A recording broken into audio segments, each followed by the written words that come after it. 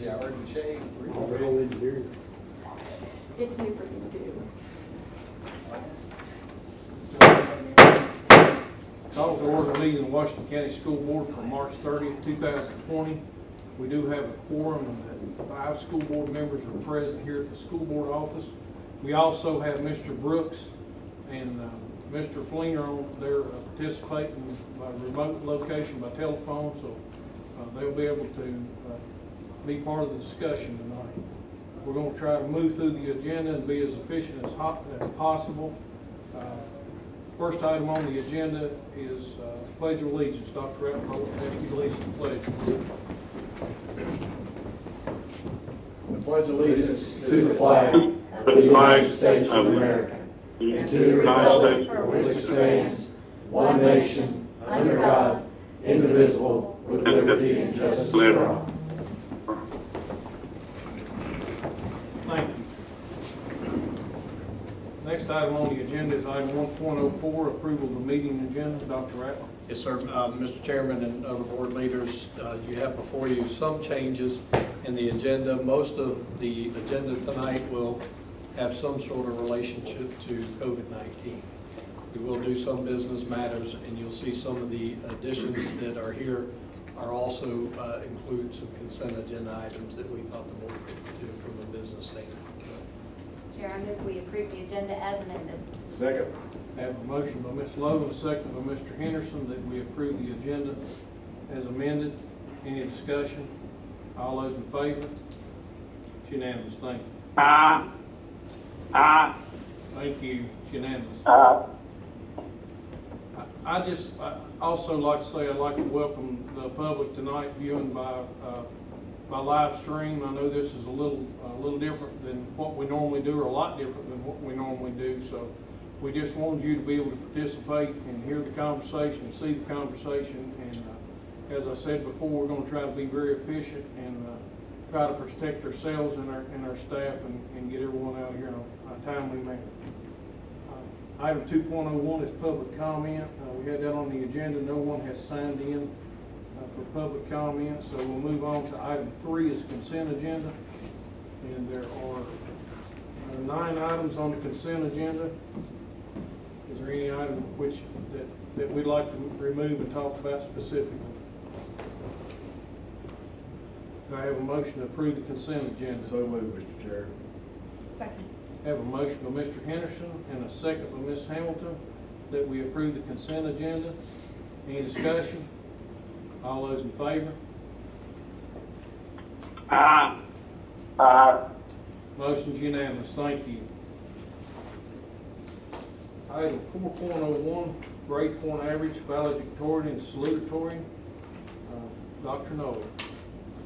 Chairman, music, members of the board, brought this to your attention and have some discussion to maybe get permission to vary from what this policy states and be our practice and or procedure for valedictorian and salutatorian determination. By policy, typically, that is not determined until the very end of the academic year, and given the situation in school ending in, or at least student attendance ending, thought it might be more wise to have that determination made at the end of the first semester, given the barriers of students completing their academic work, as what would typically be the case. Do you need a motion for us to? I would think at least approval from the board to vary from policy. And within the guidelines of what the Virginia Department of Education has laid out, including the State Board of Education. Chair, I move that we vary from our stated policy and that calls for naming the valedictorian and salutatorian at the end of the second term for seniors, and that we go to the first semester in accordance with guidelines from the Department of Corrections and due to the current state of corrections. Did I really say that? Wow. That was a different light. That was a different light. The Department of Education, and that we, now I lost it. I'll stop there. That covers it. Second. I have a motion by Ms. Lowe and a second by Ms. Hamilton that we alter the policy and meet the guidelines of the DOE. Any further discussion? All those in favor? Thank you. Motion's unanimous. Thank you. Thank you, board. That'll be for the benefit of our students in this unusual time, for sure. Item 5.01, graduation, discussion information, Dr. Rattler. Yeah, I'll lead and have Dr. Noe join us for waiver requirements or any questions that you might have regarding graduation. Tonight's discussion is not about graduation exercises or ceremonies. We've put that notice out to our general public, and for those watching live stream, we'll hear that again tonight, that has not been decided. Some things may change. We may hear additional information from the Department of Education tomorrow. We have our Tuesday morning meeting at 8:30 that all superintendents in the state and the Commonwealth of Virginia will participate in, and it's also again on Thursday. So given the new order, we can talk about in a few minutes, but given that new order or additional clarification to the stay-at-home order, there may be some adjustments made there, but right now we have not made a decision to cancel graduation. We'll do everything we can within our power, and I know this board is willing to do the same, to honor, as I said on Friday, to honor our graduates and do everything we can at such time that we're able to do so.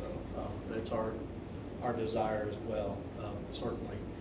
That's what we all kind of live in this room and the general public, and certainly our seniors and their parents. That's what we live for at that moment. So understanding that, what we're going to talk about is just to let folks know that the graduation requirements, we've received guidance and real now direction about certain things with for graduation requirements, awarding of credits, and continuity of learning, and we'll talk about some of that in my future update. But as far as graduation requirements, there's been a considerable number of waivers. Dr. Noe had mentioned the barriers. Some of what the state superintendent now has been given is the authority to waive certain requirements, and the Board of Education can. There are two items that only can be waived by the General Assembly, and I'll go ahead and get those out so in case I forget them. So the graduation requirements that require action by the GA in order to be waived are the students who have not completed training in emergency first aid, and that's CPR and the use of AEDs and those kind of the hands-on practice of the skills for CPR. And then some people don't realize that our graduates have that requirement. And then the second one is the students who have not completed a virtual course. We cannot speak for the General Assembly. They're not slated to reconvene until April 22. And we still don't know how that's going to happen and work in Richmond, but that's on schedule to occur on April 22nd. But we have been told not to worry about that waiver, of course. So the ones that really affect and could be barriers that Dr. Noe had mentioned earlier in terms of graduation requirements have all been waived. That includes anything with SOL testing, any verified credits, standard credits. That doesn't mean carte blanche they can graduate without having earned the requirements and the credits to graduate. What we have done, and Dr. Noe can speak more clearly about this, is that we have identified those individuals who may have been in danger of not graduating as of March 13. It's not our graduates' fault that they no longer were in school as we've known it in traditional school setting. The school closure began for a 2-week period, as you know, on March 16 through 27, and now it's for the remainder of the balance of the academic year.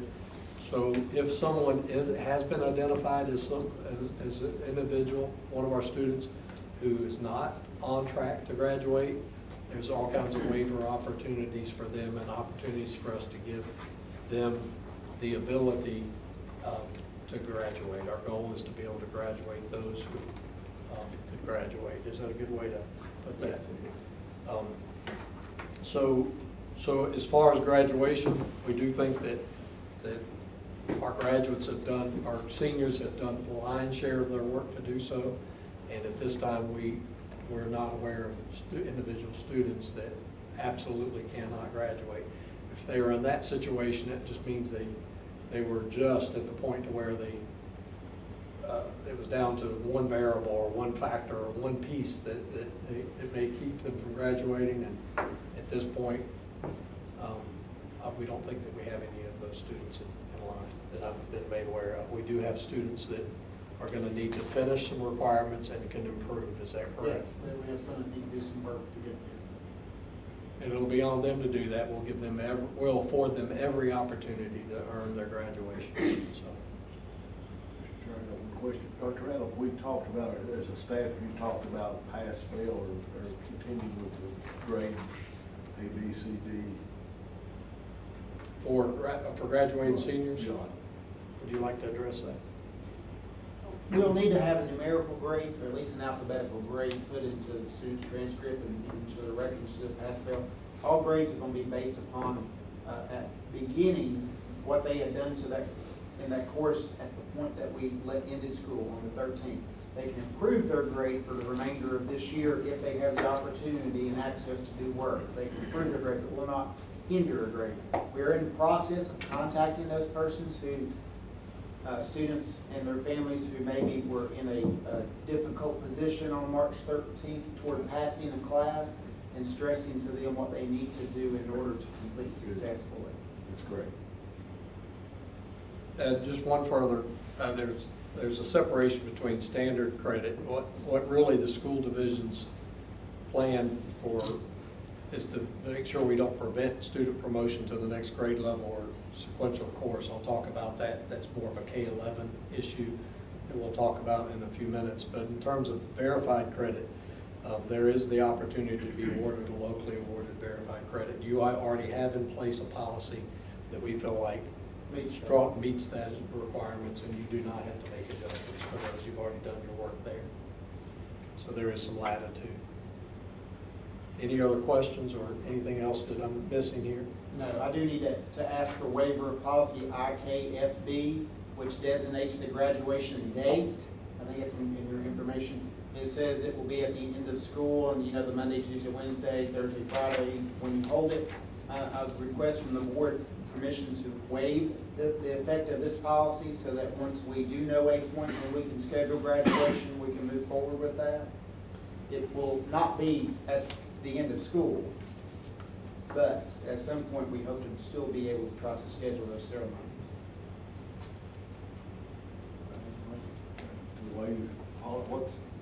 Waive the requirement of policy IKFB that says graduation is at the end of school, and it's either on the week before or the week after, depending on which day of the week it falls on. We don't have that end of school, and with the governor's order, if it stays in place, we would not be able to hold a ceremony on what would have been our last day of school. So as soon as we do know of the time, we would have to waive this policy to schedule graduation ceremonies. We waive policy. Graduation. Second. I have a motion by Mr. Henderson and a second by Ms. Lowe that we waive policy file IKFB, graduation ceremony, and that will all be done not at that particular time, but hopefully as soon as possible. Yes. Any further discussion? I do have a question. Okay. Should we clarify in that motion that the waiver is just for this academic year? Yes. Yeah. Yes. That's a Yeah, good thank question. you. Yes. Thank you, Ms. Slater. And my question, Mr. Chair, is just clarifying that we will be waiving certainly those dates that are tied, the days of the week that are tied to the end of school, and any other, I don't know what other kinds of provisions of that policy may change too. I don't know either. The policy speaks to who would be student speakers at graduation. That could be impacted by availability and other factors as well. But I don't think it is so stringent enough that it would keep you from having a class officer speak as well as 3 honor graduates. I think that's still doable. Hopefully it would be. And Your motion would add this academic year, right? Waive final IKFB graduation ceremony for the current school year. Yes, sir. Any further discussion? All those in favor? It's unanimous, thank you. thank you, Board. That will help us not just the flexibility for this academic year, this unusual year, and but it also gives us a little bit of time flexibility-wise. So we can always come back to you if there's going to be a change in those dates, and if there's a possibility for those exercises, we can communicate those to you and to the public. Okay. Item 6.01, fund summary. And I think we actually have two of them for review and approval. So those were posted on board docs for your review. Are there any questions or concerns from Ms. Caudell? I have a motion to approve the fund summary. Second. Have a motion by Ms. Lowe and a second by Mr. Henderson to approve the fund summary as presented. Any discussion? All those in favor? Motion's unanimous. Thank you. Mr. Chair, do we need to, on the valedictorian, salutatorian, do we need to say the same language for this year on? Just a point, if we did it for one policy, then we probably should just amend that motion to Yes, include. back on, yeah, I'm good with that. Thank you. Back on item 4.01, that policy also, we're all in agreement that that would be for just the current school year. So I don't think we, and let the record reflect. Thank you, Ms. Lowe. Thank you, Mr. Chair. Thank you. Item 7, superintendent's report. Dr. Rapp. I'll go ahead and work on budget then, on the first item then, Mr. Chair, the FY '21 budget, and then I'll circle back, if you don't mind, just to cover this current year budget, in case there's any questions about that, and I'll tell you what I know at the time, which can change with little to no notice, as we all know. But the FY '21 budget for next year, we're really have been told just by general guidance, it could change tomorrow morning at 8:30, we've been told to follow our calculation tool that's been given to us from the state. That's based on what was adopted from the state budget with the General Assembly. Having that out there, we also need to understand and be reminded that on April 11th, the governor is slated to give amendments. The budget sits on his desk, and he will make those amendments, and those will come back for reconvene session with the General Assembly on April 22. I have no idea what that will look like. You know, you hear all kinds of things of what that might transpire. I think a lot of that has to do with how long this goes, and certainly what kind of sales tax revenues and other revenues, state revenue money is affected by this. There's all kinds of conjecture. That's all we have at this point. But right now, we've been told to continue to build that. We do not have your budget books ready for that, but we will continue to work on that. I do think that tomorrow, Thursday, will give us some better guidance. Right now, we are still planning on developing a budget. The only difference that we had is that part of what we discussed with you out of the budget that was passed was that there was 2% for both years. So that would include a 2% increase for the biennial budget for employees. Well, it's supposed to be for SOQ positions, but we went ahead and told you that that would be for all employees on both of those years. But again, I think it would be prudent for us to sit tight for a little bit on that one. Was there anything else, Mrs. Caudell, that we needed to share with them about FY '21? Basically, and only from a local standpoint, is that Mr. Music can speak a little bit better than this. Only Mr. Berry and I have been in constant communication about a lot of things. And I'll tell you about one of those in the current year budget. But for next year's, for the next biennial budget, is that the Board of Supervisors had passed, tentatively approved to, for our statement of needs to give us local level funding from the previous year's amount of local contribution for the schools for this biennial budget for the next year. And so that's all we have right now. It's a tentative approval. And again, I think people are just waiting to see, but they did take care of that. And I think they've been in contact with Mr. Music. Dr. Brandon, speak. You can comment. Yeah, I just had one comment. The only thing that worries me about the state is that they start talking about all the monies and expenditures that they've had. And the only question I would want to make sure that we ask is that, what about the federal money you're going to get to replace your general fund money? So if you're getting replacement money to replace your general fund money, then why should you tout this epidemic or pandemic to take money away from the schools? So that would be, you know, and I'm sure you've thought of that, but, you know, that's just one thing that if it does get tough and they start bringing questions up and crying the blues and saying we're losing this, we're losing all this money, but with the stuff I've read, it looks like the federal dollars could replace some of the state dollars. So just to make sure that education doesn't get stuck on the end again of saying because of a cut or because of a pandemic, then we have to cut the education budget. Yeah. Whenever they really, sort of like the lottery money, you all Yeah, know, very it's much gone so. over the years. Very You know, much they like that. supplanted it and then said, well, we can't give it to you because of that. So that's my. No, that's a good point, and and to that point, furthermore, would be that we have been told that there would be a certain portion, it looks like about 43% of the federal money would come toward K-12 education. That could look like an estimate of upwards over $200 million, but we have not seen how that's going to be broken down yet. So we're afraid, we don't want to be careful and cautious not to say too much of those details, but Dr. Brandon's right, there will be a federal stimulus package. It's already been, there has been already been one put together, and that money will be coming our way. How much, when, what can be supplanted, how it can be used, we don't know yet. Is there anything else that you've got, Ms. Calden? Thank you. Go ahead. I just want to let the board know, Mr. Ball did call me this morning. He volunteered to come to the board meeting tonight to answer any questions we had. And I told him I really appreciated that. I didn't think there was a need at this point in time, but we continue to have very good communication with one another. And, you know, their board seems very supportive of what we're doing. And I think there's, you know, at the meeting they had, there was a 5% number came up, and that was, I think that was just cautioning everyone to be conservative.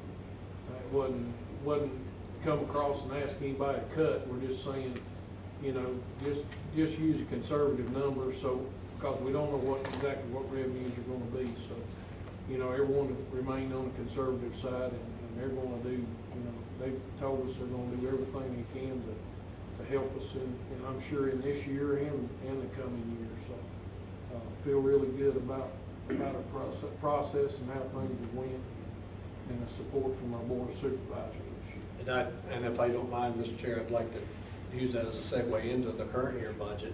And Board of Supervisors, Mr. Berry's communication has been outstanding. Had good conversations. We've talked just about every day, it seems like. But the current year budget, there's we are remaining the same until we're told otherwise, just like the other. We don't know of anything different unless we're told that basic aid will not be made whole, and there's some sort of prorated payment schedule, which we have not heard one word about. And we're into the last quarter. We're about 2 months behind on state sales tax revenue, so we're just having to monitor that at this point. But right now, as long as basic aid's being made whole, we'll be able to finish out, pay all our bills and do all that as normal, meet payroll. So that's part of that. The other one, as I mentioned, is the monitoring of sales tax revenue. We'll have to watch that. It looked like our sales tax revenue projections were really good until this hit. And I'd already shared some of that with you. Same thing with ADM and enrollment. We haven't been given exact guidance on that yet. Dr. Noe and I talked about it today, and Ms. Caldwell and I've talked about it a couple of times, is that the only thing we know, that's usually a March 31 ADM calculation and projection that's made. We assume, and we'll have to be careful with that as well, that'll be made as of March 13th, because that was our last day until there was mandatory closures. But more to come on that as we learn. I think Dr. Brandon's point about potential stimulus and how that comes federally and how that's packaged to us. We just have to keep a close eye on that to make sure that that doesn't get out of kilter and that we don't get put back in the line. I think he had a good way of saying that. Current budget also, one last thing is, in light of what you just shared about being conservative and watching our numbers, are part of what we're doing that we do. We just already on it. Ms. Caldwell worked over the weekend and continues to work on this. If we can get payroll straightened out and squared away and understand how things, this moving target's working. She's already working on cash flow management. She's already getting information out to the respective departments. So we'll follow suit with that, and sure there'll be savings on one hand and there may be loss of revenue on the other. We'll continue to monitor that, and we'll make sure that you're well kept up to speed on that as well. That's all for budget.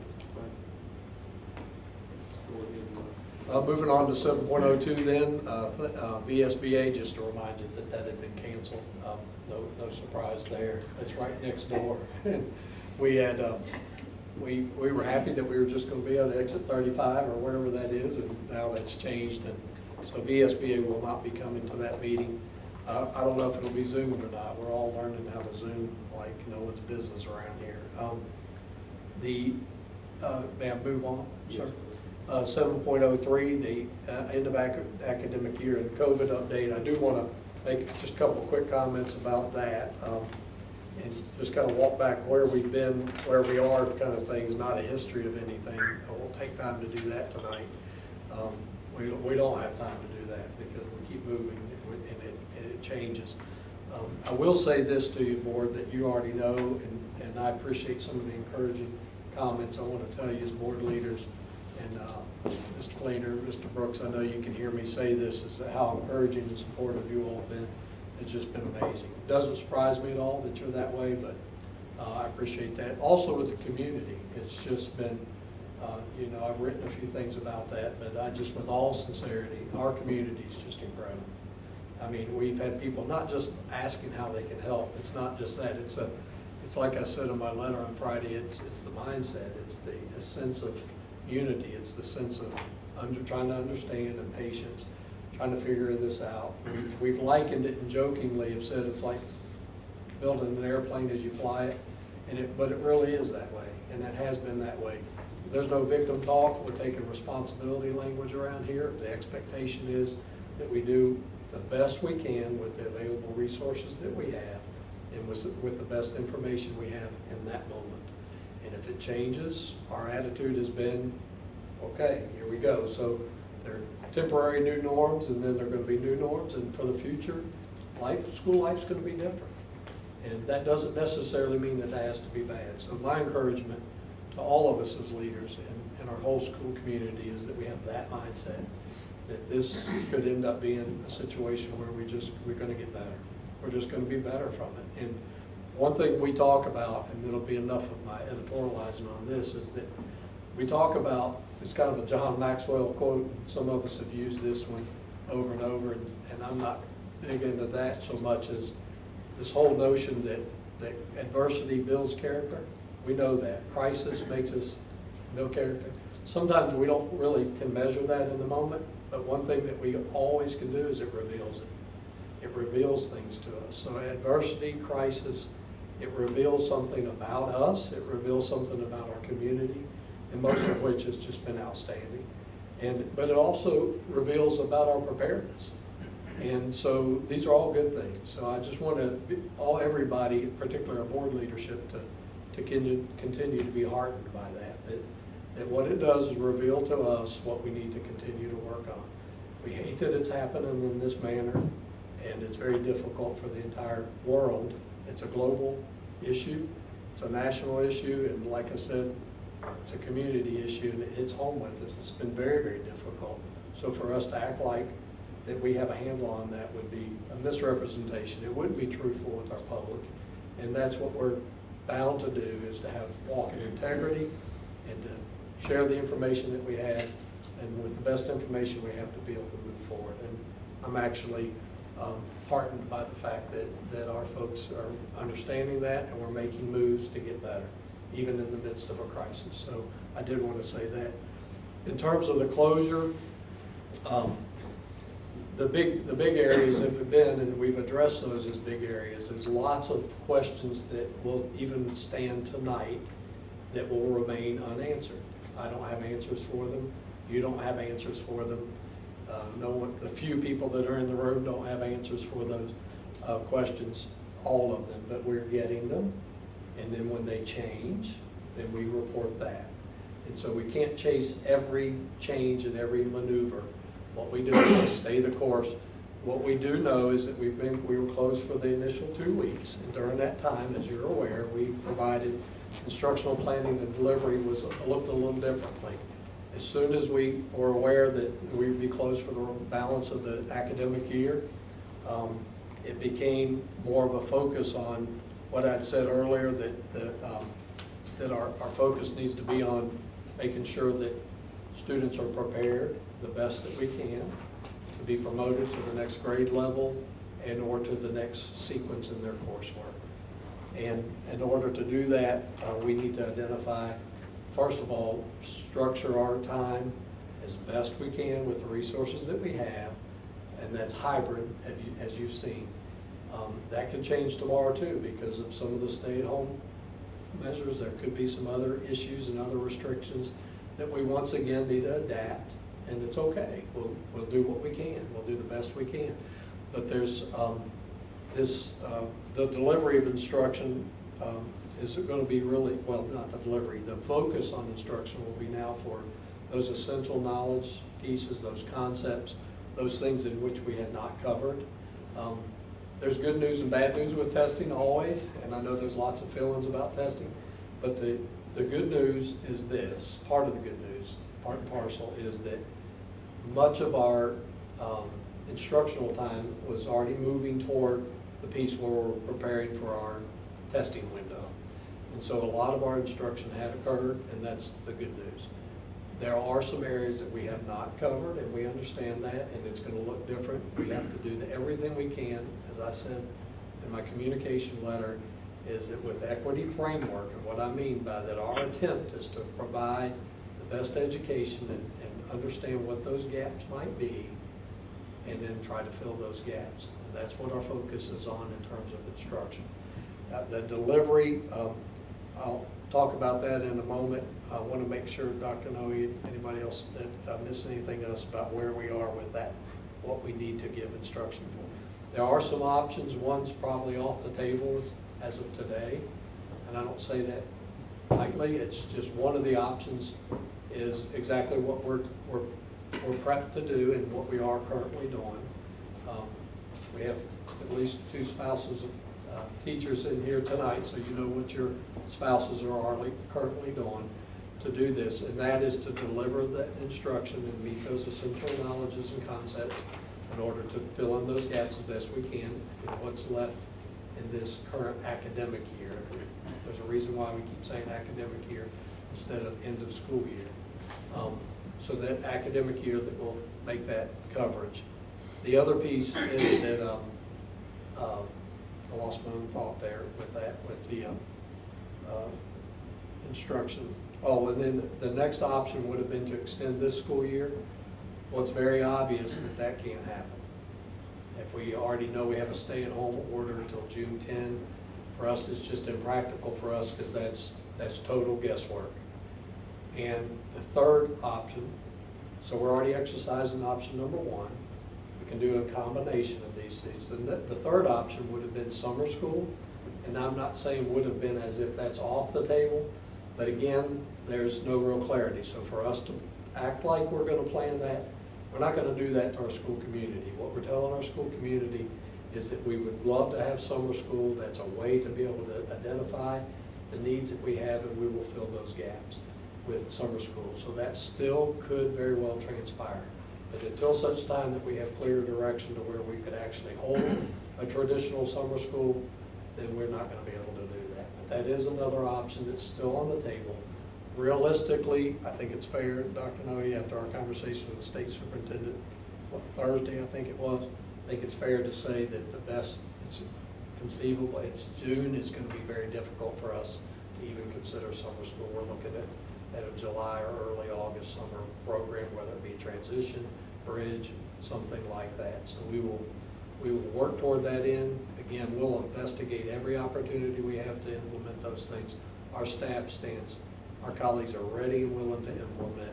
It's just a matter of whether or not we can get some direction in that regard. The fourth option is to extend your next school year. And so if you look at the guidance, if you go on BDOE and you get that guidance, I've sent some of that guidance out your way so you could look at it. On the fourth option at this point, there may be a fifth or sixth coming, but the fourth one is to extend the next school year. Now that doesn't necessarily mean that we're going to be 190 days instead of 180 days. We're not saying that. But there could be some extension programs. There could be some work at the beginning of the year that identifies these gaps to review to make that coverage as well. So those are the options that we have to work with as continuity of learning at this time. The delivery now is hybrid, as I mentioned. It's instructional packets, K through 2 for sure. We do not have the resources or the devices available. You can't even buy them, from what we understand. Right now, we are working really hard with this new order or additional restrictions of the order.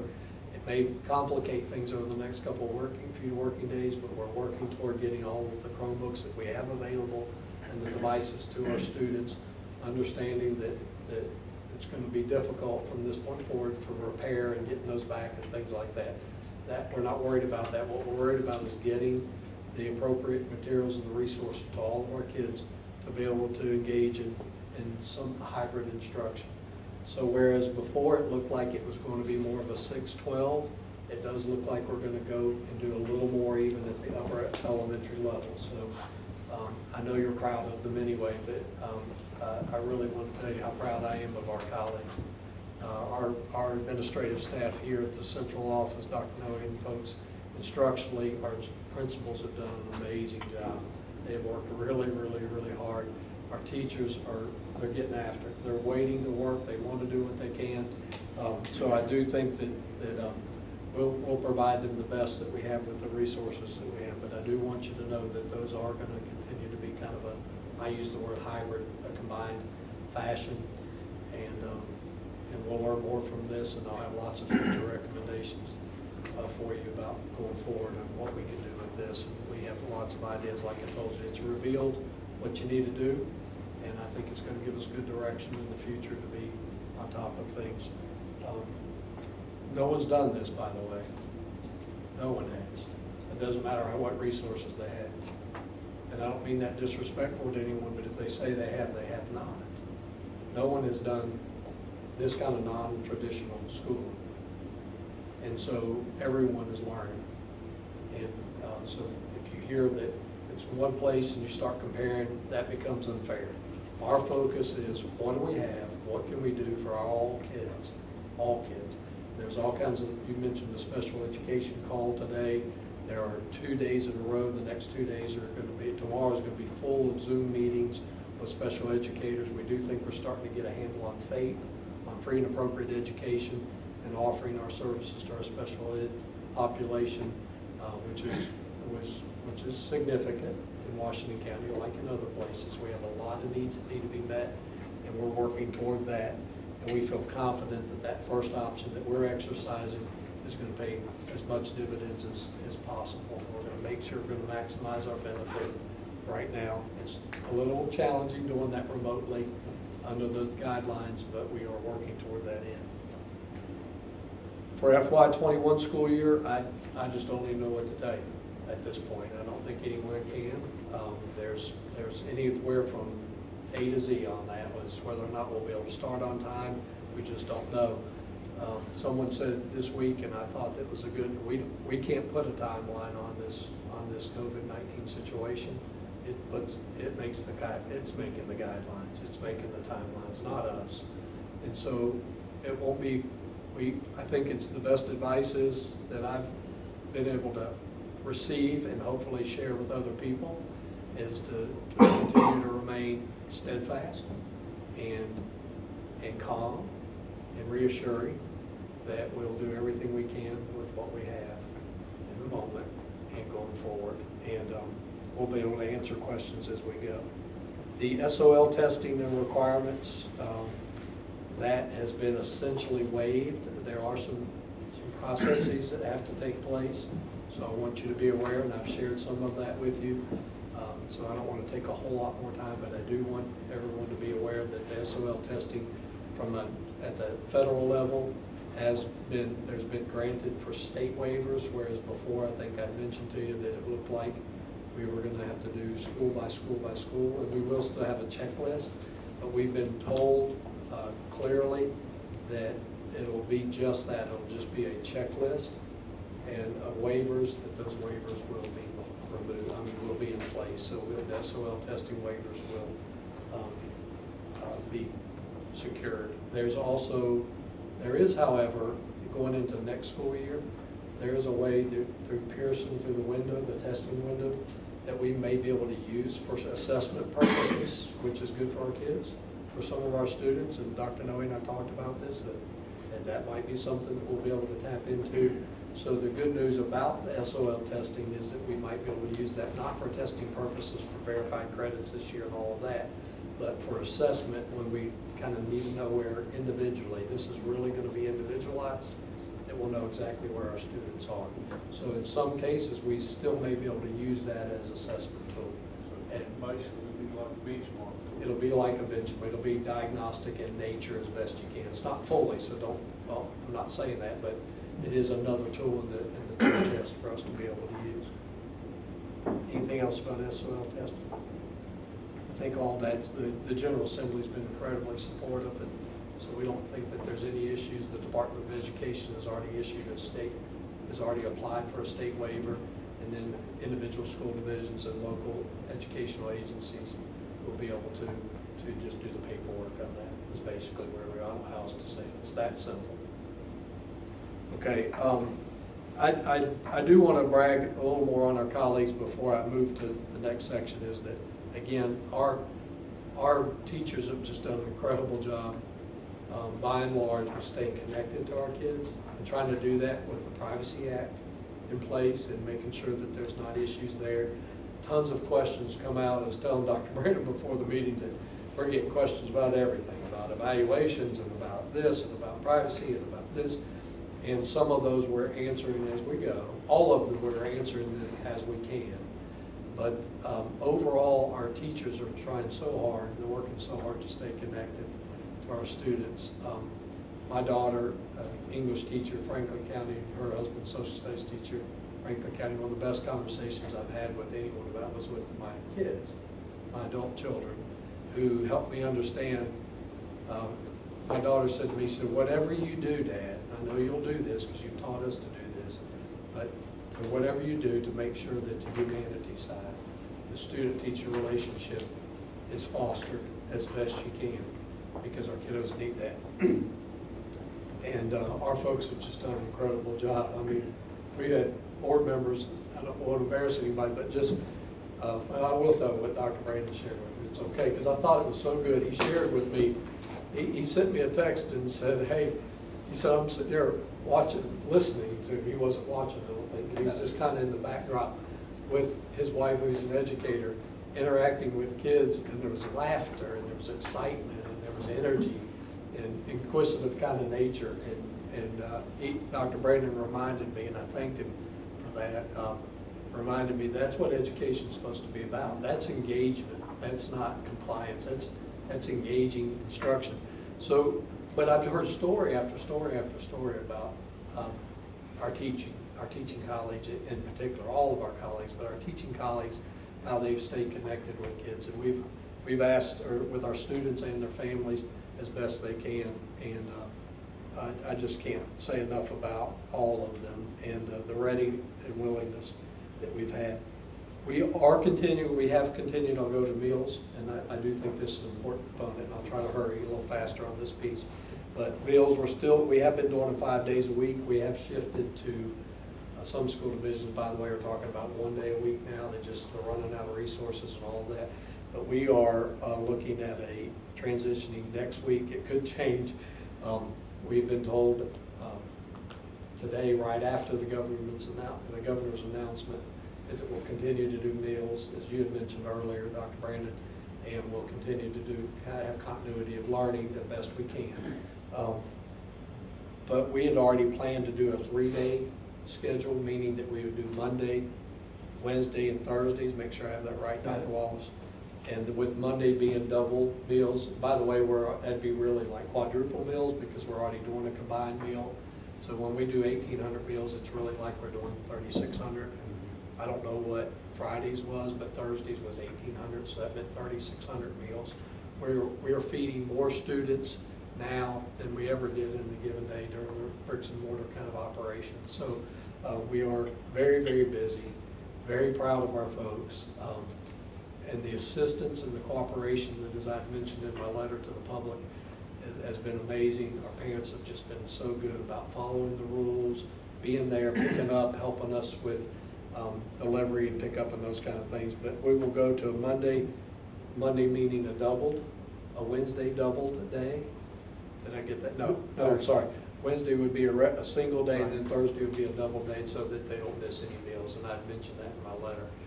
Again, if things change, we'll make sure we post that to the website, and I'll make sure that the link is available for parents to see anytime, and then we'll notify them of any kind of changes that might be made.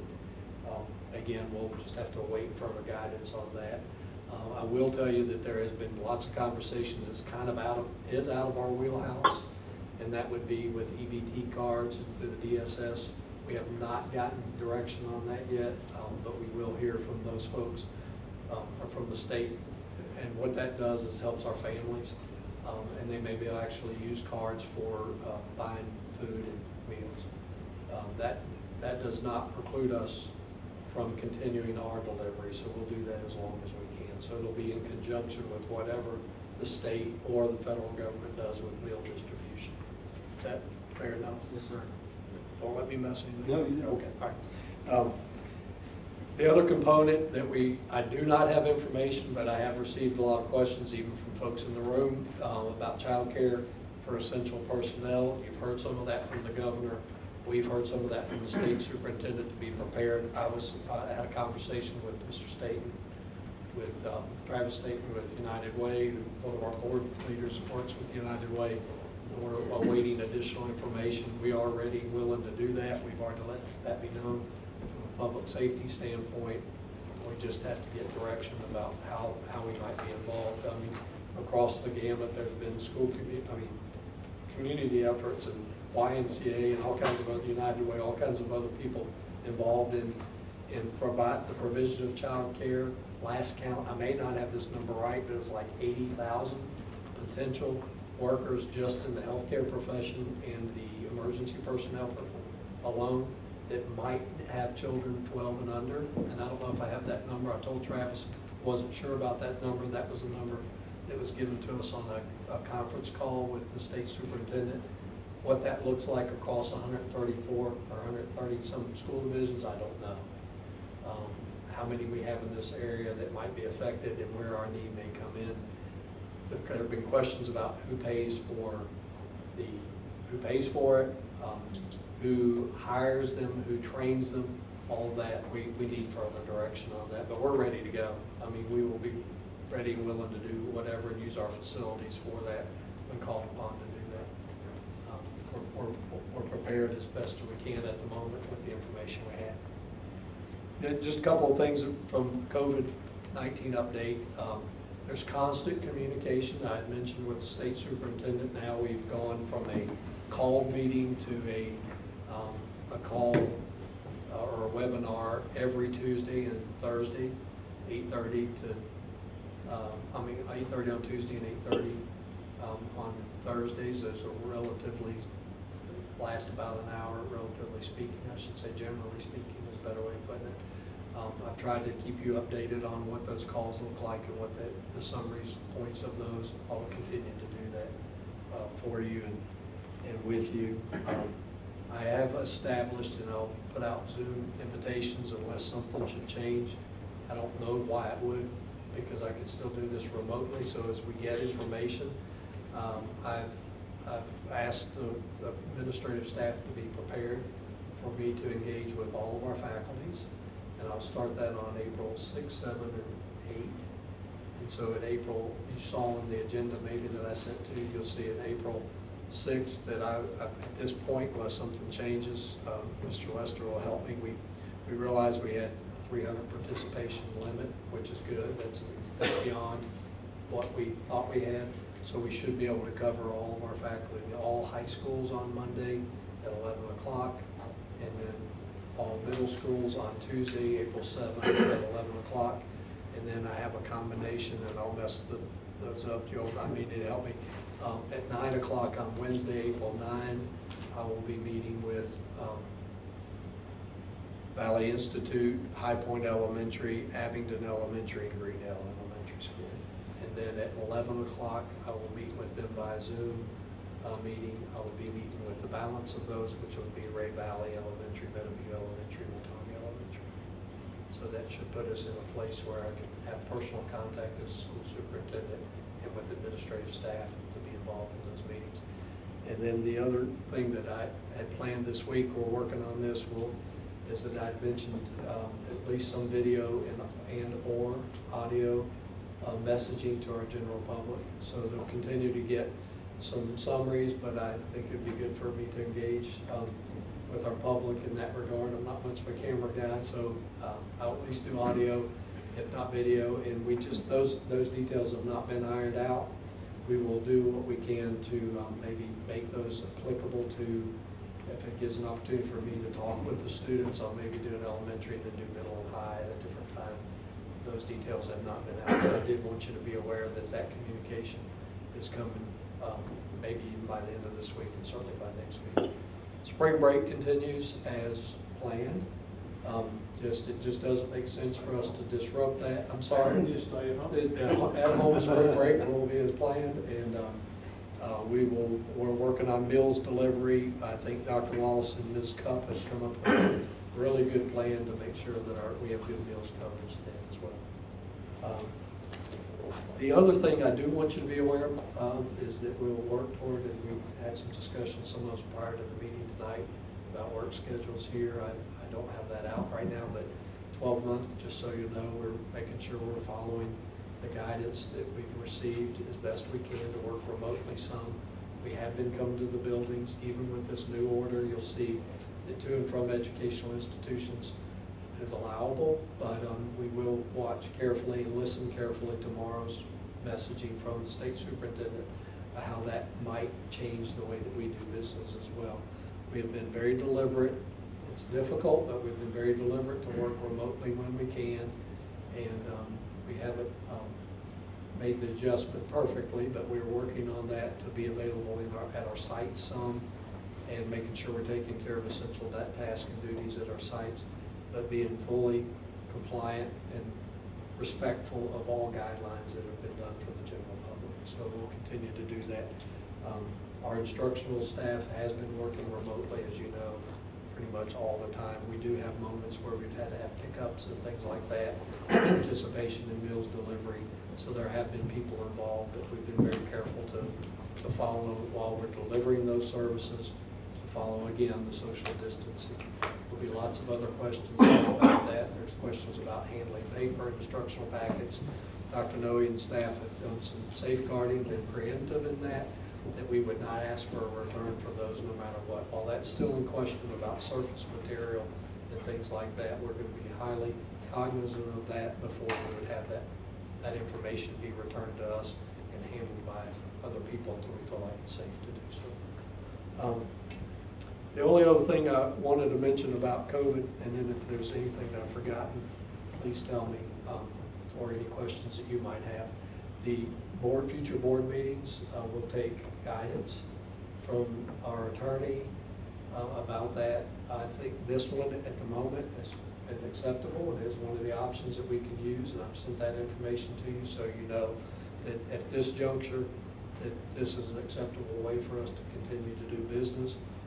It may change, and as we receive information, or you do from BSBA, or we do from our school board attorney, we'll make sure that we come together before we make arrangements to do anything that's out of compliance or just out of the general guidelines to do, as the governor's called on all Virginians to do the best we can to comply with those. And unless Dr. Noe or Mr. Lester, Ms. Caldwell, you all have anything else, or you have other questions? Real quick, while you're talking about board meetings, we have a board meeting scheduled next Monday. Is there a need to have a board meeting next Monday, or try to push it out a couple of weeks, or sake of better information? Well, I know we don't have but one meeting scheduled. it might, I hadn't really thought about that, and I don't have a recommendation. I work certainly at the will of the board. You all have some wisdom in that. As far as on the agenda, you can see what's on there. There are some things that I might be tasked to do, or you've already given me authority to continue, as long as you're comfortable with paying bills. We have to pay bills, and then we'll be really careful to make sure our closed meetings are for items that have to be done or taken care of. So with that, to answer your question, I do think that we could, now that we don't really have, we don't have a vast meeting in the end of April. We don't have really a spring break away from home. So if you would like to, and that we could wait until the time that we could meet after the governor's maybe at least given his amendments to the budget, or if you want to wait until after the General Assembly convenes. My suggestion would be, if we decide to do it that Monday after the General Assembly reconvenes, is that we stay prepared to have a call meeting if we need one. That would be my recommendation. Would there be a need in just going ahead tonight and cancel April 6th meeting and go ahead and do that tonight, so we can advertise that? I mean, unless you see a real need coming back in a week. I'll look to the senior staff in the room, and then I'll work at your will and the individual board members' comments or questions about that, but I think we can do that. Looking at the agenda, setting the calendar for next year's on there, we can't do that next week. We all know that. That will have to be later based on what we're trying to figure out about this year and how we do that. I don't know about the course approvals, what the timing on those is in order to get them in a pipeline. I think everything's changed pretty much lately. CTE courses, those are kind of in-house moves, but They are, and then the band courses, I think we're okay with that. It's just one school that emails right now. So we could put that on. we could wait a couple weeks on this. The special ed annual plan has to be turned in. Yes. Still like the same, okay. That would be the only thing that I think would be affected if we keep pushing it back. As long as it's approved before the May deadline. Thank you for reminding us of that. So we would need to meet in late April. Are we okay at this time going ahead and cancel the 6th? Looking and giving the planning and giving plenty of notice. And talking to everyone, making sure that it'll work. Schedule a meeting later April. Yeah, he doesn't want to get the 27th. Everyone in agreement with doing that? Yes. Mr. Brooks, Mr. Flanger, does that sound okay? Yes, that sounds fine. Yeah, that sounds fine to me. Okay. All right. Dr. Adams, I don't mean to put you on the spot, but I know there's been a lot of questions, a lot of concern, particularly about pay for construction aids. Would you just address that? I'm always smiling at Dr. Wallace because we're on the, Well, let folks know where we're at. I'll tell you where we Based on are. what information. I'll tell you where we are at the moment, and then we're waiting legal counsel. I wouldn't want to, again, it's all about the integrity. What we're doing is knowing what we know at the moment, and what we might do might be adjusted by legal counsel. Right now, anyone who has been on payroll, certainly from a contracted employee standpoint, will remain on payroll. And now, this always has to do with whether or not we continue to see those, realize all of those payments from the state.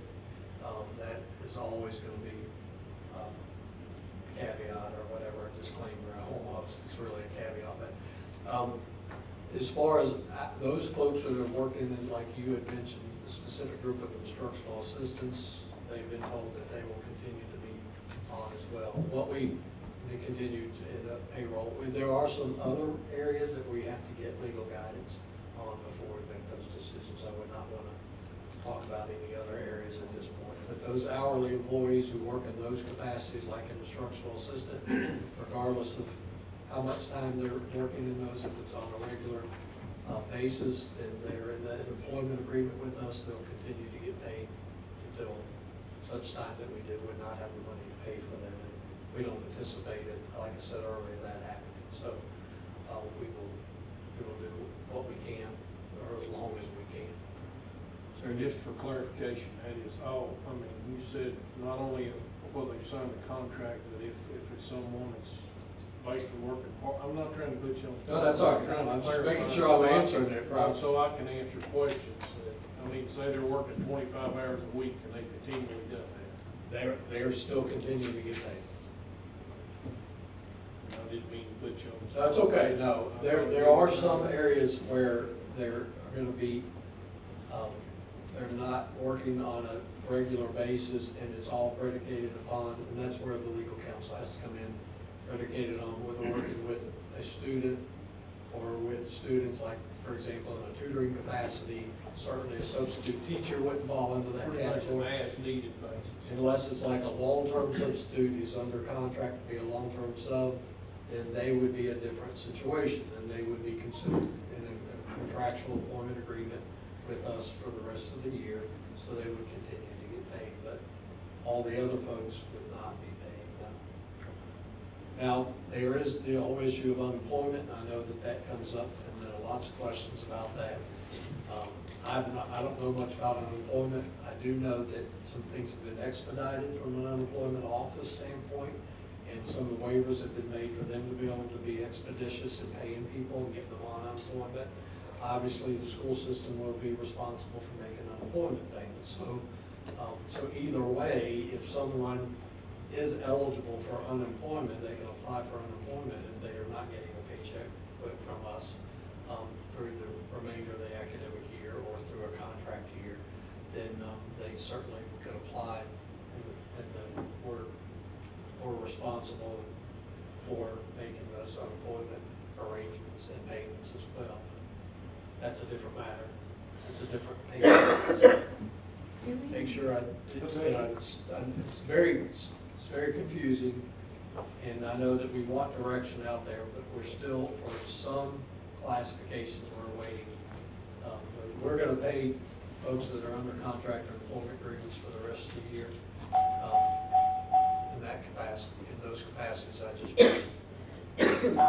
Do we know if administrators have been able to communicate the things that we are certain about in terms of payroll? Has there been confirmation that? On Thursday, we had a leadership meeting, and they were told that information on Thursday, yes. So, but now, whether or not, I can't confirm that everyone is communicating what I just said to you. But by tomorrow, we should have that well communicated. Right? Great, thank you. And if there, and so for your help in this, if there are specific questions about an individual that may contact you, have them call Dr. Wallace, please. That way they get the same answer, that we're evaluating that. Most of them is pretty clear cut. So I think the big one was the one that Mr. Music's brought up. There were concerns that you may have people that work in like a 29-hour instructional assistant, they're coming in every day.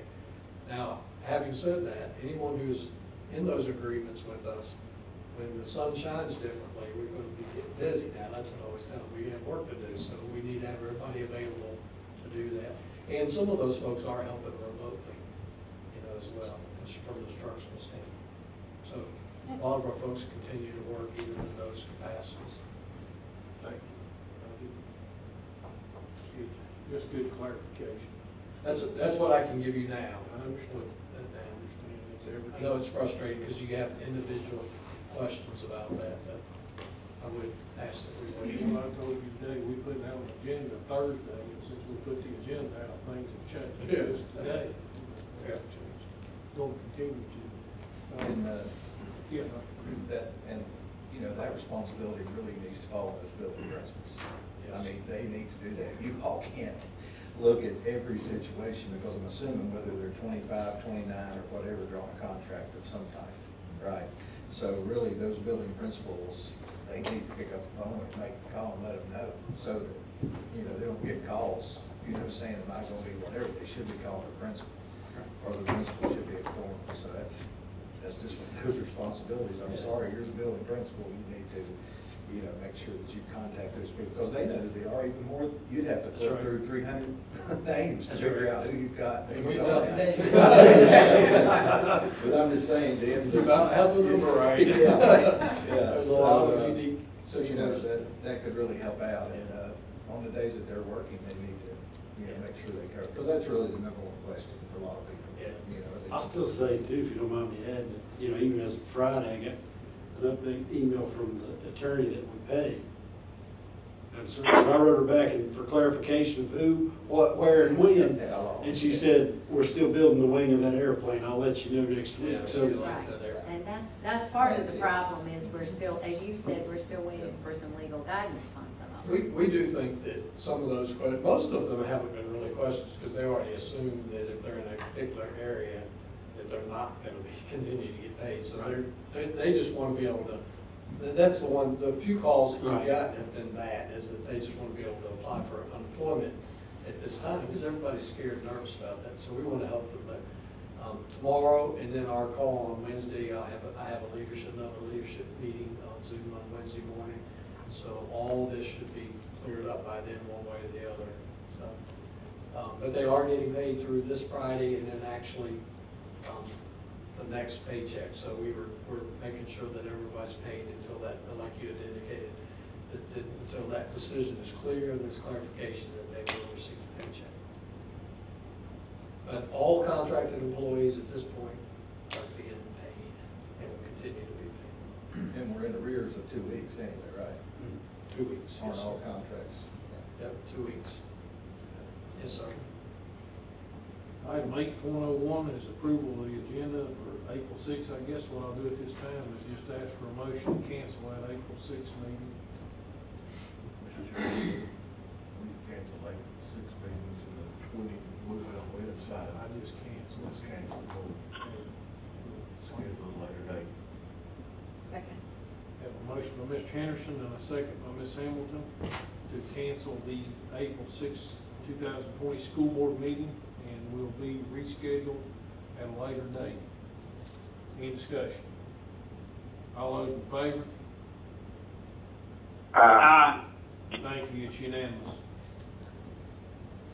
Item 9.01, update to the board. Anybody have anything you'd like to share? I'd just like to thank all of our staff for all they've done. They've gone above and beyond everyone.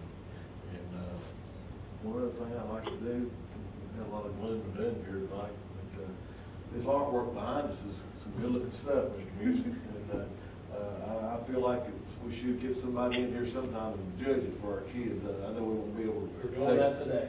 VSBA, but I'd like to. It's being done today, yes, sir. I'd like to brag on that, and let's just keep everybody in our prayers. Just shout out the food service. I mean, I've driven by and saw what they're going through every day. Yes, sir. You know, for what they're doing, they're preparing a lot of meals, so. And everybody else that's working, but, you know, that's pretty much still a mandate to provide food, so. Mr. Brooks, you have anything to share? Yeah, I'd just like to say a thank you to all the personnel and all the schools, but I've been involved in the distribution of the food and everything for the kids during this time. The help that's come in from the communities, and also all the workers here in our system's been tremendous, been very good.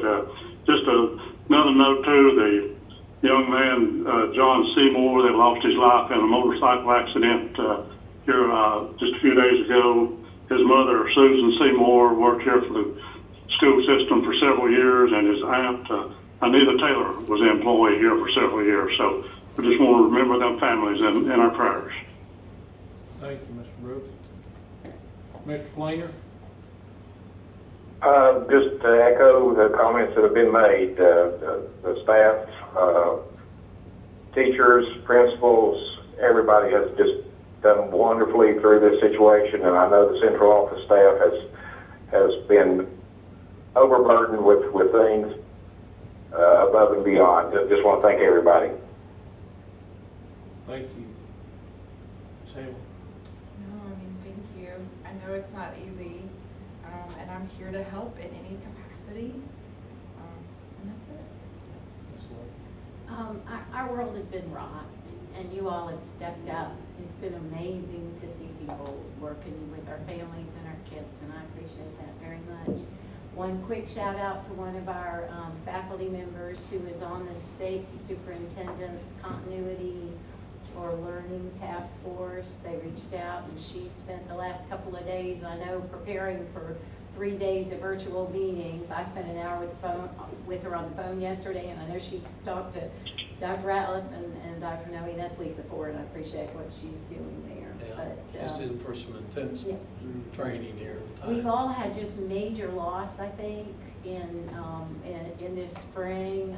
We've had some major gains. You know, the loss for me is not bopping in and out of schools, but been spending a lot of time with my grandchildren, whose parents are first responders and healthcare providers. So we need to remember all the people out there who are, you know, going to work every day.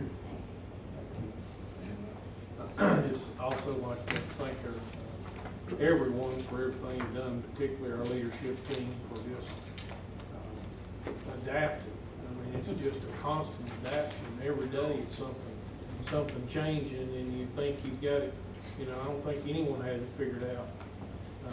If they do, they're a genius. But you know, you think you've got it planned, and you think you've got figured out what's going to happen, and then, you know, tomorrow it changes, or 2 hours from now it changes. So it's just a constant change and a constant adaptation to the situation. But, you know, I just think about our school kids and you know, particularly our seniors and losing their athletics, band, and all extracurricular activities of senior year. So, you know, we certainly haven't forgot about our students, and, you know, I mean, I'm certainly going to miss Washington County Community Scholar. That's one of my favorite activities, I think, that we do throughout the year. So, you know, there's a lot of things, but you guys just hang in there, and it'll turn around, and it'll get better, and we're committed to doing everything that we can for the students and families of Washington County. There's no doubt about that. This board and this administration also. Mr. Chair, I was going to mention something I told Ms. Hamilton in our SPED advisory committee today. I said, this is the Star Trek one. We're going where no person's gone before in 31 years in education. I've never seen this. But we're getting it done. That's the key. That's the key.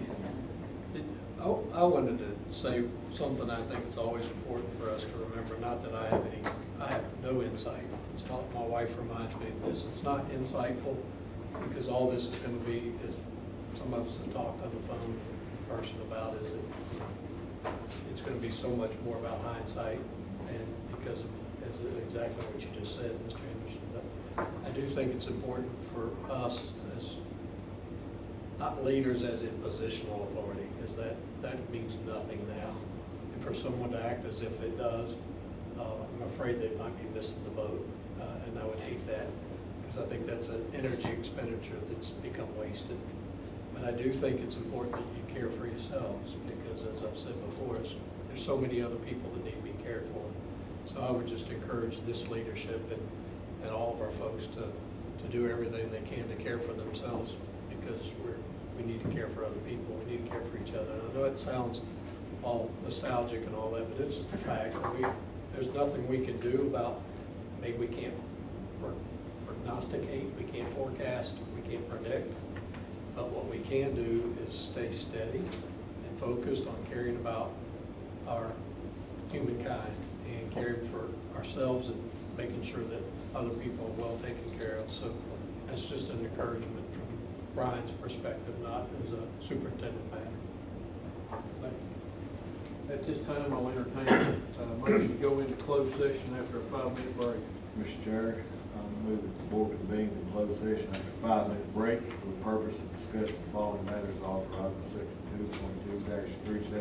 2.2-3711A of the Code of Virginia, section 2.2-3711A, consider employment of specific individuals, teacher E.B. Stanley Middle, assistant baseball coach Patrick Henry, high school, teacher John S. Battle High School, assistant track coach Holston High School, athletic director John S. Battle High School, assistant track coach Patrick Henry High School, child nutrition assistant Abilene High School, superintendent's document A, athletic coaches, teaching and athletic coaches.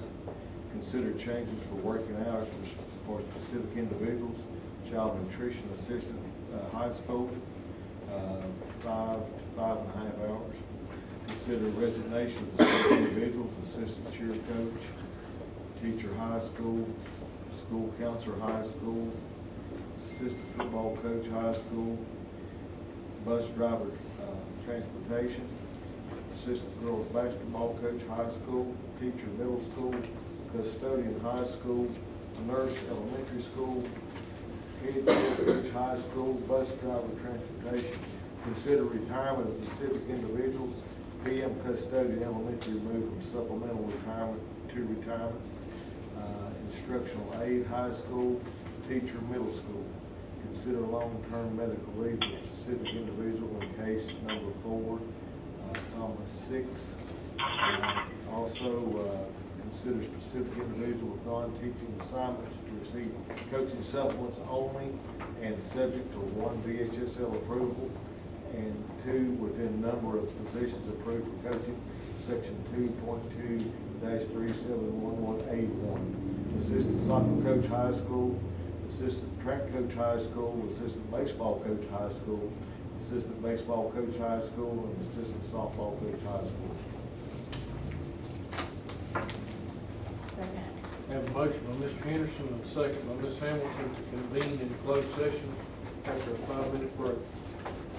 All those in favor? It's unanimous. Aye. Okay, thank you, guys.